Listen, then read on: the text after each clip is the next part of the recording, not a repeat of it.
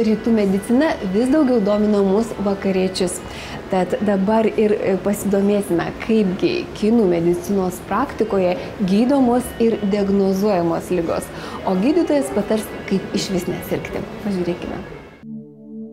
Dainius Budvilas, gydytojas reabilitologas, refleksoterapijos specialistas, vienas tų žmonių, kuriems reikia daugiau ir kurie nori atsakyti į dar neatsakytus klausimus. Nepasitenkinęs tradiciniu medicininiu išsilavinimu, dar prieš 7 metus pradėjau ieškoti platesnio požiūrio į žmogų ir jo problemas.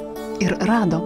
Susižavėjęs kinų medicina pradėjo nuo kalbos mokymosi, po to sekė kelionės į Kiniją, mokslai pas specialistus ir savarankišką praktiką čia, Lietuvoje. Kinų mediciną atradau vedamas žingeidumą. Norėjosi suprasti, kas yra žmogus, kodėl jisai serga. Ir studijos mūsų šiuolaikinės medicinos nesuteikia visų atsakymų į klausimus, į kuriuos dar ir šiandien ne visus atsakymus žinau.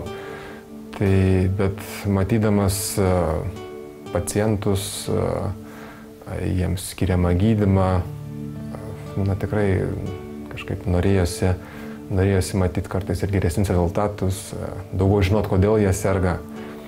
Visi šitie klaustukai privedė prie paieškų kitų alternatyvių gydymo metodų. Ir taip jau likimas susiklostė, kad susidūriau su žmonėmis, kurie studijavo kinų mediciną, domėjosi rytų filosofiją, kultūrą. Ir taip po trupučiukai įsitraukiau į šitas studijas, jos man pasirodė be galo įdomios. Ir priešingai galbūt negu kai kurios žmonės nuveda į visiškai atskirą stovyklą, man kaip tik šitos studijos padėjo geriau pažinti ir šiuolaikinę mediciną. Ir gavosi taip, kad rytai studijuodavau vakarų mediciną, vakarais rytų. Ir šis žinių derinys man tikrai pagilino supratimą apie žmogų. Gydytoją Dainių sužavėjo ne tik atidus, tausojantis požiūris į žmogų, bet ir pati kinų medicinos koncepcija. Jeigu sudėti į vieną sakinį, tai yra džiaugsmas gyventi. Tai yra pagrindinė koncepcija, kuri šiai dienai labai artima ir mūsų šiuolaikinės medicinos požiūriui į žmogaus sveikatą. Kad šiai dienai manoma, kad sveikata yra ne tik tais ligų ar simptomų nebuvimas, bet žmogaus ir visuomenės fizinė, dvasinė, socialinė gerovė. Tai tokiu būdu sveikatos koncepcija priartėja prie laimės koncepcijos. Taip kad šitas senas posakis kinų medicinos, kad džiaugsmas gyventi yra tarsi pagrindinis gyvenimo tikslas, manau, šiai dienai persipina su mūsų požiūriu į sveikatą ir žmogų. Kinų medicinoje ligos diagnostikai didelę reikšmę turi liežuvio apžiūra, jos spalvos, formos apnašų tyrimas. Daug tiesos pasako ir apčiuopa. Tiesa, gydytojas pabrėžia, kad teisingai diagnozuoti čiuopiant pulsą reikia labai ilgai mokytis ir turėti gerus mokytojus. O visą diagnostikos procesą vainikuoja nuoširdus bendravimas su pacientu ir netgi jo nuomonės, kodėl ištiko viena ar kita bėda, išklausimas. Gydymo būdai taip pat stebina, nes čia pirmenybė skiriama ne vaistams, o natūralioms priemonėms, smilkymui ar netgi kovos menams. Gydymo būdai, juos galima būtų išskirti į, ko gero, 2 didelės grupės. Tai pirma, tai būtų ligų prevencijos būdai. Todėl, kad rytų medicinos pagrindiniai principai byloja, kad tobula medicina yra ta, kuri sugeba užbėgti ligai už akių. Gera, kuri padeda atsiradus pirmiesiems simptomams. Na ir pusėtina, kuri gydo sergantį žmogų.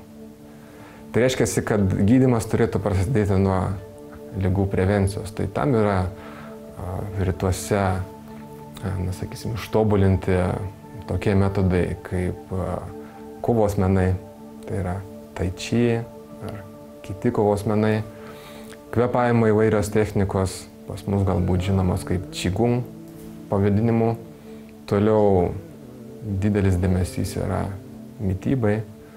Tai yra, galim sakyti, kad mums įprasta fitoterapija arba gydymas vaistažolėmis praktiškai prasideda nuo virtuvės. Tai yra maistas irgi yra vaistas. Tai taip, kad vienas iš ligų prevencijos ir gydymo būdų yra mityba ir toliau seka panaudojimas įvairių vaistažolių ar gyvūninės kilmės elementų, produktų.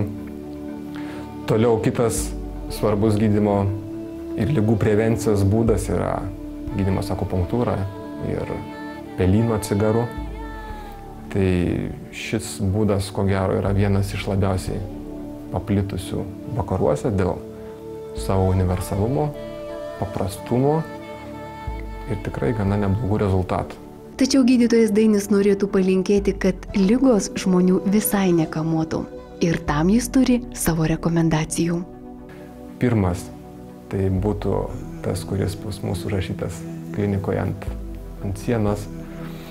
Tai yra judėti, būti ramiam. Tai reiškia siekti vidinės ramybės. Džiaugtis kiekvieną akimirką, tokiu būdu pasiekiant ilgą gyvenimą.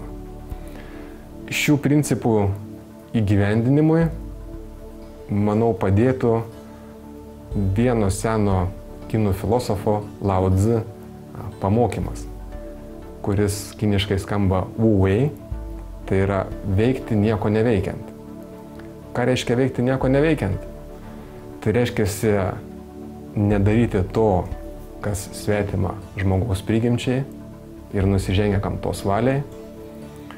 Tai yra pasirinkti tokį gyvenimo kelią, kuris yra arčiausiai kiekvieno žmogaus širdies.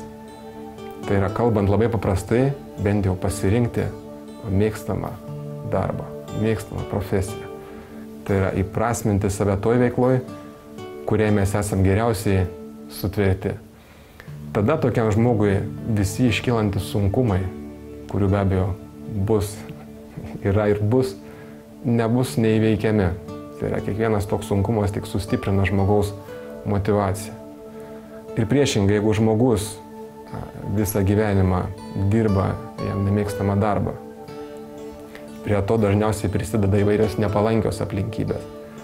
Tai toks žmogus pagal Lao Tzu anksti pradeda sirgti ir greitai miršta.